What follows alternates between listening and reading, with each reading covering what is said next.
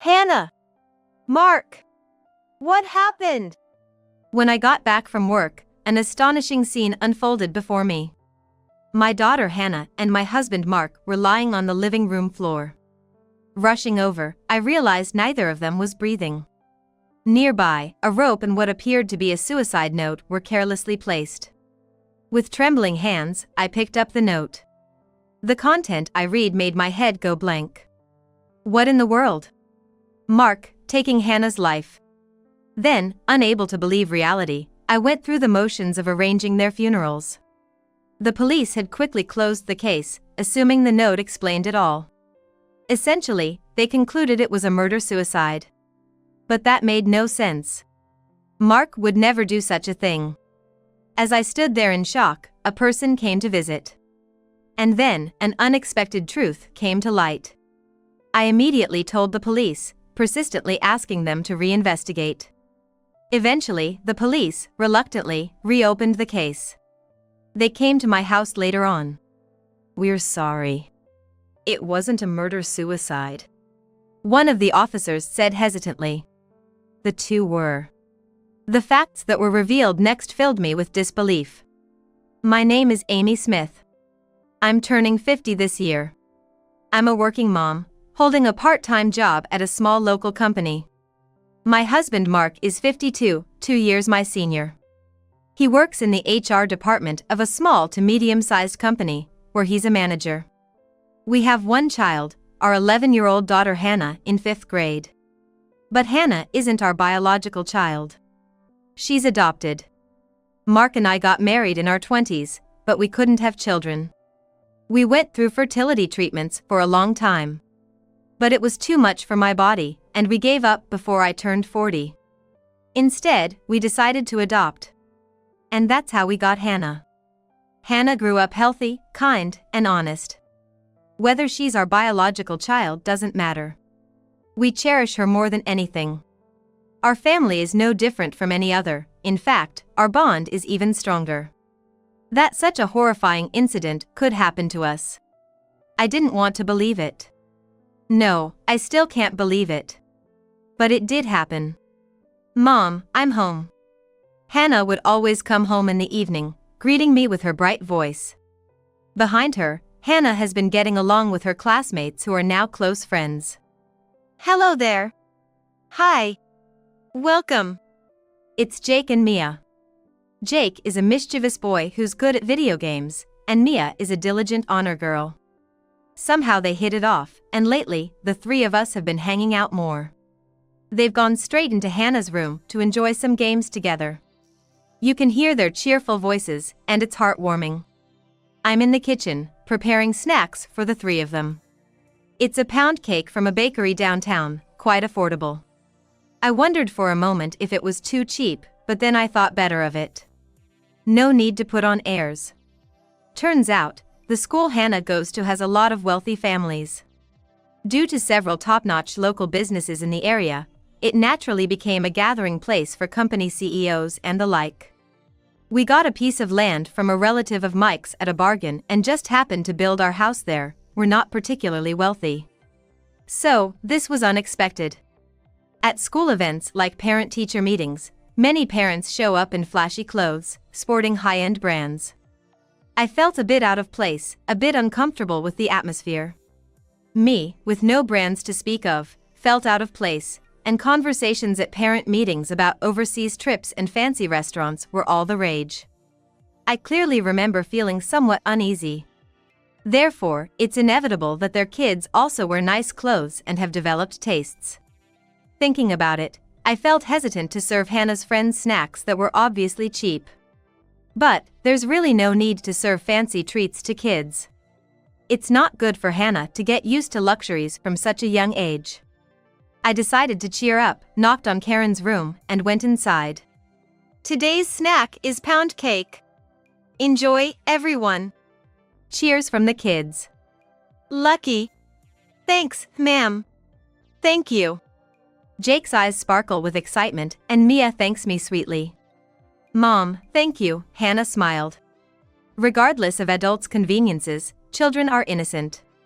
I thought so, but then Jake said something unexpected. Hey auntie, this is the cheapest pound cake from the store in front of the station, right? It costs like $2? Wow, you know your stuff, Jake. But even though it's cheap, it's really tasty. I felt a flutter of panic inside as the child saw right through me. If it's that store, the $5 cheesecake is the best. Expensive stuff tastes better, right? Is your family, Hannah's family, having financial troubles? Faced with Jake's blunt questioning, Hannah and I were at a loss for words. I wonder if he talks like this at home too. As I pondered how to respond, Mia came to our rescue. That's not nice, Jake. It's rude to talk about prices like that. Whatever. By the way, the other day we ordered a cake made by this famous pastry chef, and it was so good. Jake started boasting carelessly. I was taken aback by his attitude, but Hannah and Mia seemed impressed, nodding along with his story. Well, it's probably just that age when they want to brag about stuff. As the kids got more excited, I decided to leave Hannah's room. That night, Mark came home. As we all gathered around the dinner table, Hannah was chatting away as usual. We played games today. I beat Mia but couldn't beat Jake. He's good at games. And he knows a lot about stuff, a real foodie too. Is that so? I nodded along nonchalantly. Remembering the day's events made me feel a bit conflicted, but Hannah didn't seem bothered, so I guessed it was okay. Still, I hadn't expected Jake to suddenly start talking about prices. I remembered that Jake's family is quite well off. I recall seeing Jake's mother at a school event, dressed in expensive clothes, looking down on me. They must be used to only the best, not giving a second thought to cheap pound cakes. Cheap pound cakes are probably beneath their notice. Unaware of all this, Mark just smiled happily. It's great you have good friends. Yeah, ever since I joined this class, every day's been so much fun. Just a normal, peaceful time. I was being naive. I never imagined that such ordinary days would suddenly crumble away. The sense of discomfort came quickly. Lately, Hannah seemed a bit off. I wondered if something happened at school. Maybe a fight with friends or trouble with studies. She's been eating less dinner lately and spending more time in her room. This day too, she went straight to her room as soon as she got back. Usually, she'd come into the kitchen saying, "I'm so hungry," and talk brightly about her day at school. Worried, I bought Hannah's favorite muffins on my way home from work. I thought we could eat them together and I could listen to her troubles. Hannah, snacks are ready.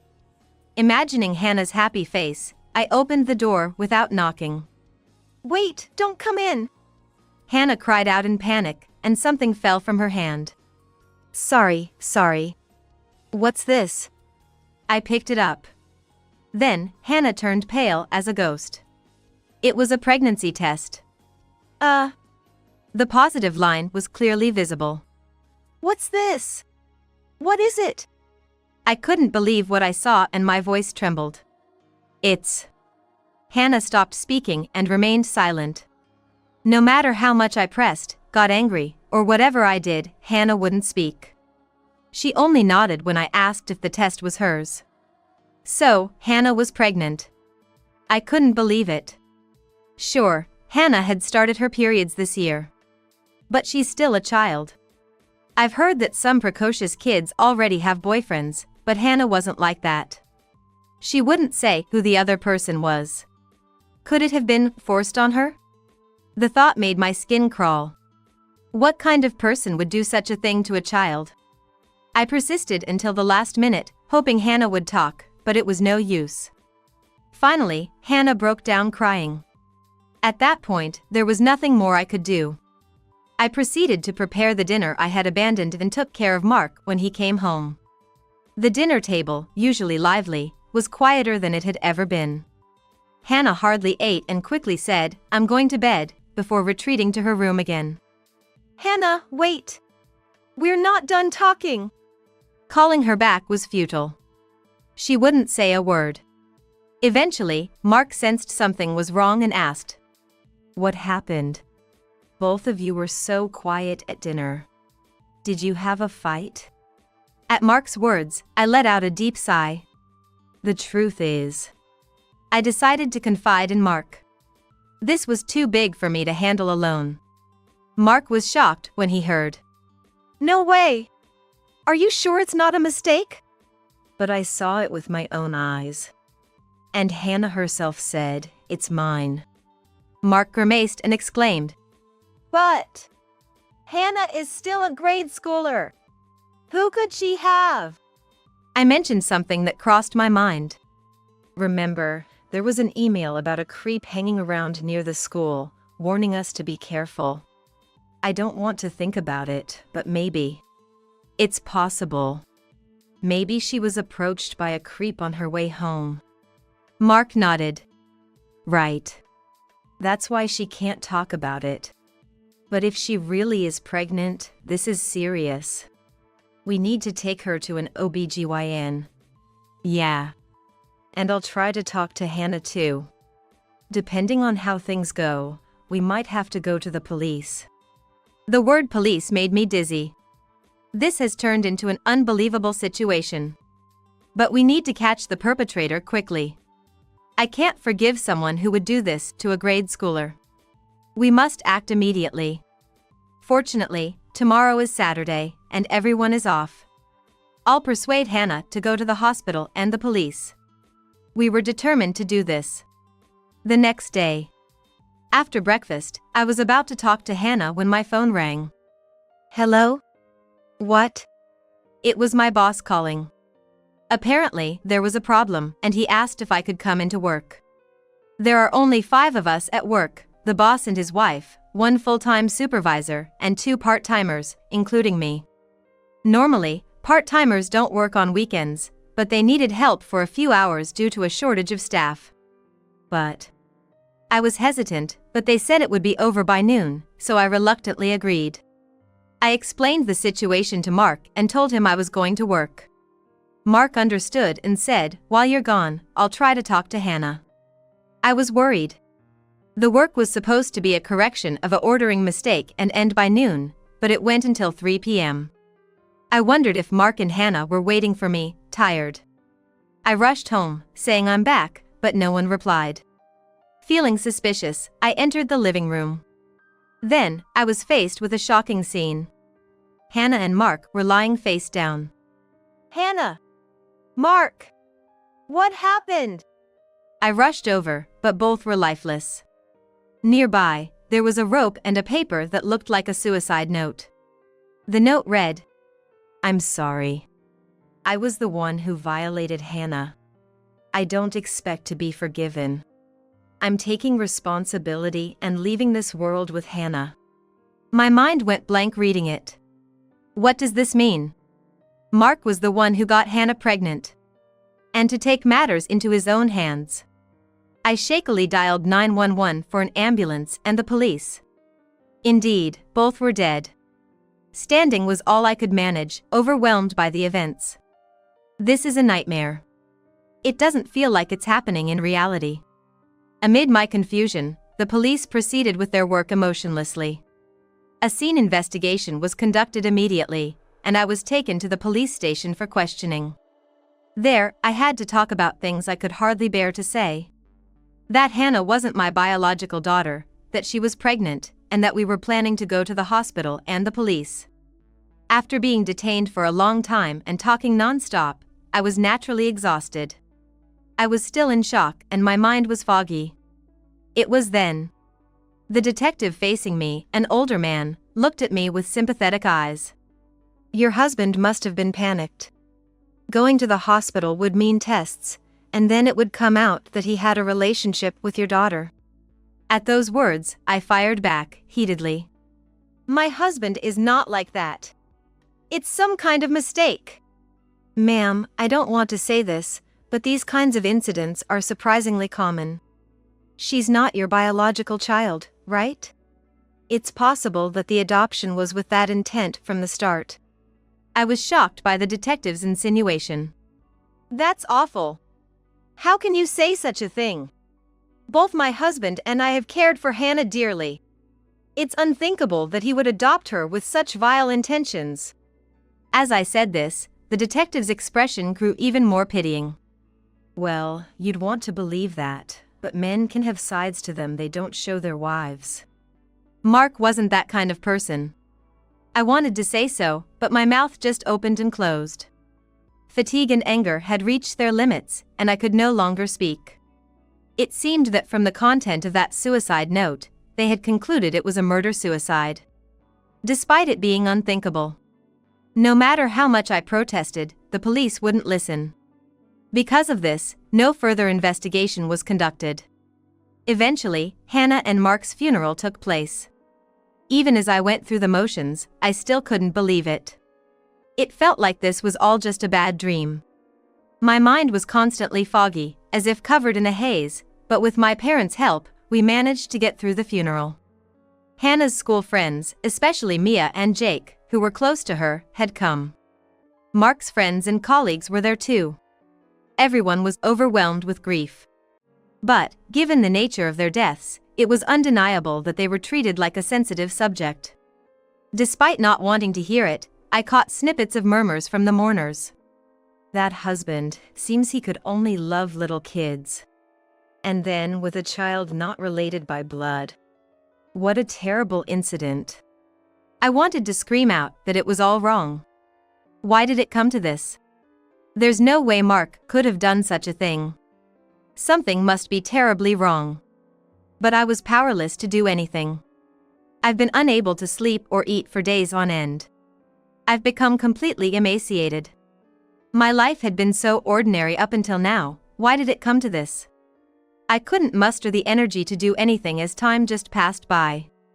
Then, one day, the doorbell rang. When I opened the door, it was Mia and her mother. It was the first time I'd seen Mia since the funeral. Her face was even more swollen from crying than before. Auntie, Thank you for coming, Mia. I forced a smile on my tired face and led them to the room. I wanted to play more with Hannah. Play games together, study together. I miss you, Hannah.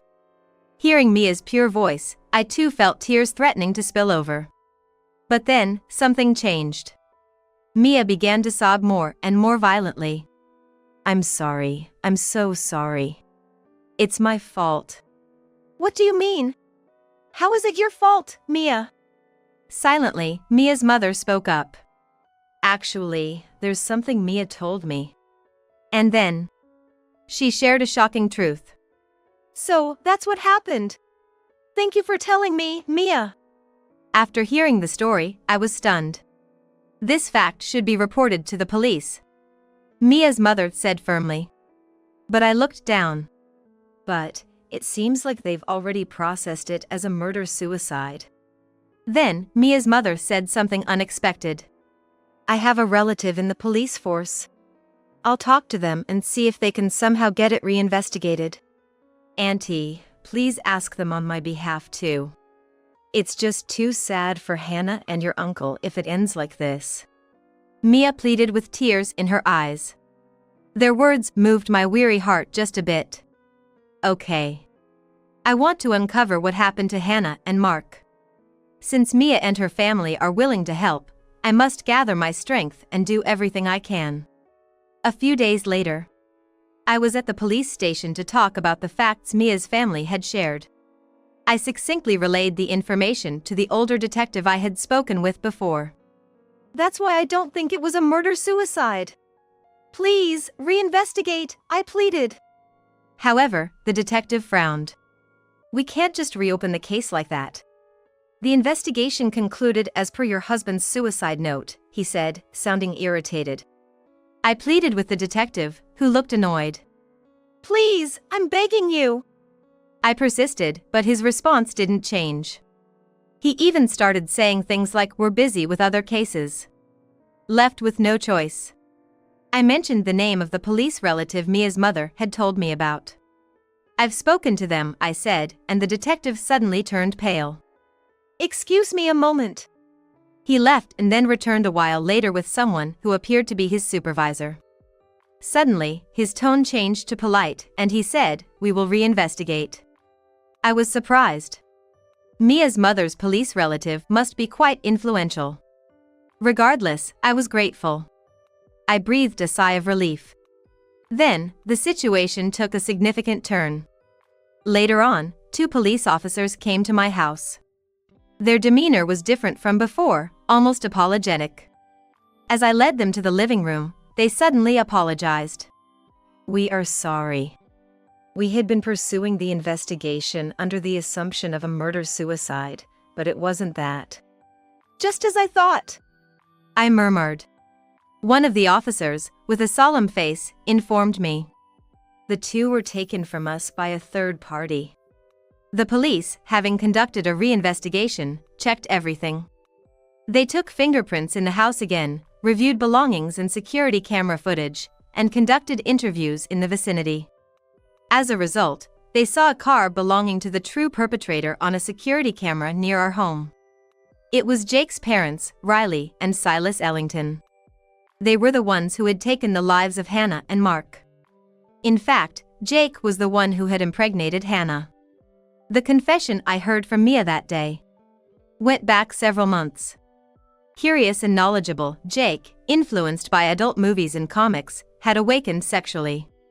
Out of curiosity, he had suggested to Mia, let's play an adult game. Mia, lacking knowledge, didn't quite understand what the act entailed. But she intuitively felt something ominous. And declined. Feeling it was wrong to spread such stories, she kept it to herself. Since then, Jake had stopped trying to involve Mia. And then, he had turned his attention to Hannah. According to Mia, Hannah didn't seem to have much knowledge about sex either. From my perspective, Hannah was innocent and didn't seem interested in such matters. Hannah was so kind, she couldn't refuse Jake. She probably didn't understand what it would entail. If only I had told her to refuse Jake's requests. Then none of this would have happened. It's my fault, Mia said, crying. She seemed to regret not having warned her. While this was happening, the situation took the worst possible turn. The 2 had passed away. Mia, attending the funeral, was shocked to learn that Mark was suspected and felt it couldn't be left as is. She bravely opened up to her mother. And then, Mia's mother brought her to me, knowing everything. It was Jake who impregnated Hannah, not your husband. There was no reason for him to commit suicide. Maybe. It's difficult to say this, but perhaps, to silence them, someone related to Jake took their lives. Mia's mother seemed reluctant to speak. But her horrific suspicion turned out to be accurate. Jake's parents, Riley and Silas, had devised a plan. This began when they learned of Hannah's pregnancy. Confused by her changing body, Hannah must have confided in Jake. Naturally, Jake's parents were informed. Riley and Silas panicked. Jake's family was prestigious, filled with socially high-standing elites. A sexual scandal involving their child, still a grade schooler, was absolutely forbidden. So, the 2 decided to take Hannah's life before the situation could escalate. They probably had concocted a story that she had been harassed by a pervert and died as a result. Initially, it seems they intended to lure Hannah alone somewhere. Likely, Hannah, having been called out for some reason, was supposed to leave by herself. That happened on a Saturday morning, after I had gone to work. But Mark must have confronted Hannah, who then told him the truth. Together, they visited Jake's home. However, this was unexpected for Riley and Silas. It seems they had told her to come alone, without her parents knowing, so having Mark come along threw their plan off. In a panic, Riley and Silas changed their plan. They decided to take the lives of both Hannah and Mark, making it look like a murder-suicide. Afterwards, they carried the bodies back to our living room. Next to Hannah and Mark, they placed a rope and a suicide note. The note claimed that Mark had looked at Hannah with sexual intentions, impregnating her, and had no choice but to take their lives. To avoid handwriting identification, the suicide note was forged on a computer. And with meticulous planning, the 2 wore gloves to avoid leaving fingerprints in the house. Their plan was executed flawlessly. I had wondered why the police investigation was so sloppy, but there was a reason for that. It was due to the unique customs of this land. In an area populated by the wealthy and business owners, the police often sided with them. It was mutually beneficial for getting various conveniences. Thus, as someone who was neither wealthy nor a business owner, an outsider like me was at a disadvantage from the start. Spending time and effort on investigations for outsiders would yield no return, so it naturally led to a shoddy job. Even in a situation that clearly seemed like third-party involvement, the police hastily concluded it was a suicide based on the note, without proper investigation. This incident was on the verge of being buried in darkness. However, an unexpected savior appeared. Mia and her mother. The police relative mentioned by Mia's mother was likely not just any officer, but someone with a significant position within the police force. Otherwise, they would not have agreed to a reinvestigation. I later found out that the elderly detective assigned to my case was demoted, likely thanks to this influential police relative. Upon revisiting the investigation, they found Riley and Silas's car on a neighborhood security camera. Of course, that alone wasn't enough evidence. But testimonies from neighbors who saw a suspicious man and woman entering and leaving our house were also obtained. Based on these, a search warrant for Riley and Silas's home was issued. It's unclear if they anticipated this, but Jake's family had thoroughly cleaned their house. No fingerprints were found, but fortunately, fibers from the clothes Hannah wore that day were discovered at Jake's house. And footprints believed to be Mark's were also found at the entrance. These pieces of evidence led to the arrest of Jake's parents, Riley and Silas. Initially, the two tried to deceive, but when confronted with the evidence, they confessed. They admitted to killing Hannah and Mark to cover up the shocking scandal that Jake, a grade schooler, had impregnated Hannah. This cleared Mark of any suspicion. I was only slightly relieved. It was too cruel for Mark to have been made a victim and then be branded as a criminal on top of that. Afterward, this case became major news, causing a stir in the public eye. It was featured on TV and magazines as the darkness of a wealthy family, and apparently, photos of Jake's family were being spread on social media. I say apparently because I haven't actually seen it myself. Friends and acquaintances told me about it, but I've been avoiding filling my head with uncertain information from the internet. From now on, I must fight in the real world. That is, in court. As a bereaved family member, I decided to use the victim participation system and attend the courtroom. I absolutely had to say something to those people. Instead of spending my days feeling down, I wanted to fight back. On the day, as soon as I took my seat, Riley and Silas caught my eye immediately. Both were looking down, aged significantly. In that state, they didn't look like the glamorous wealthy at all. But more than that, I struggled to contain the anger and sorrow that kept welling up inside me. For the sake of these people's vanity, Hannah and Mark were made victims.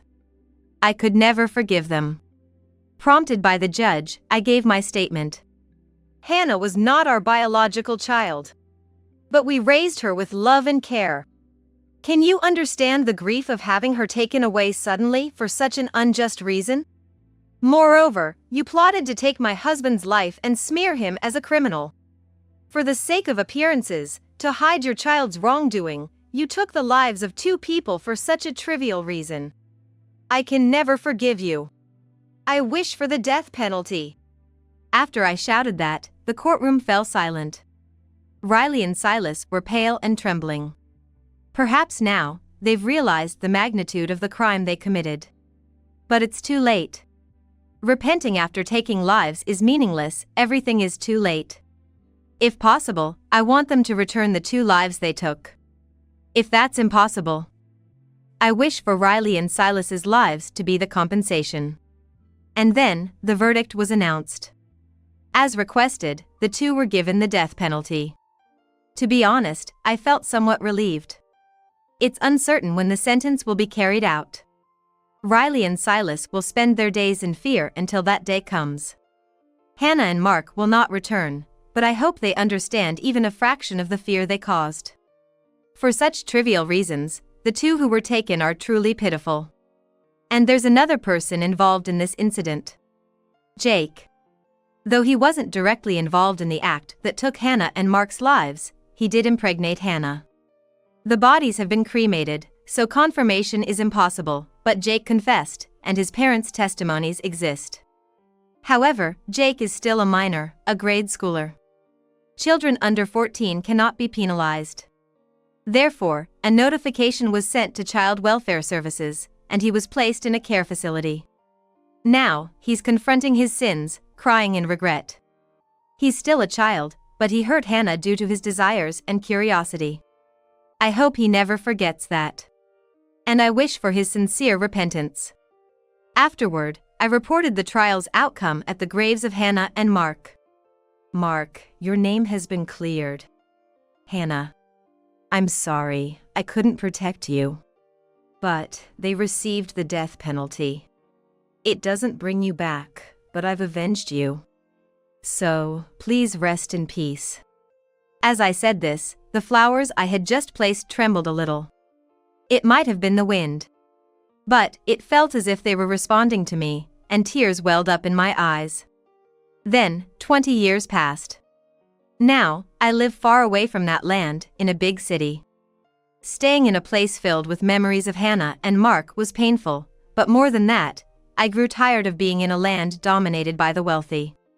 People chasing after appearances and clout, swarming around privileges. That very mentality was the reason why Hannah and Mark were taken from us. It seemed so pointless to me, and I found no reason to stay in such a corrupt place. Since then, I've been working and engaging in activities through a victims' rights organization. I organize lectures, propose places where victims can talk to each other, and much more. Helping me is Mia. Mia has become a university student, studying psychology. When she went to university, she started living alone in the city where I was, and began helping me with the activities. Mia was tormented by guilt for not having warned Hannah. But the fault lies entirely with Jake's family, not Mia. You don't have to worry, I've told her many times. And though it took time, she gradually began to move forward, showing me her bright smile again. Recently, the existence of our victims' rights organization has gradually become known, leading to more lectures, magazine, and TV appearances. We've become quite busy, but I've never forgotten about Hannah and Mark. I've thought about them countless times, if they were still alive. But each time, I devoted myself more to my activities. To support the many families of crime victims, to be of some use to them. That, I believe, is the best way to honor Hannah and Mark. As one left behind, I am determined to fulfill this mission. No matter what difficulties lie ahead, I intend to keep moving forward. Believing that Hannah and Mark are watching over us from heaven.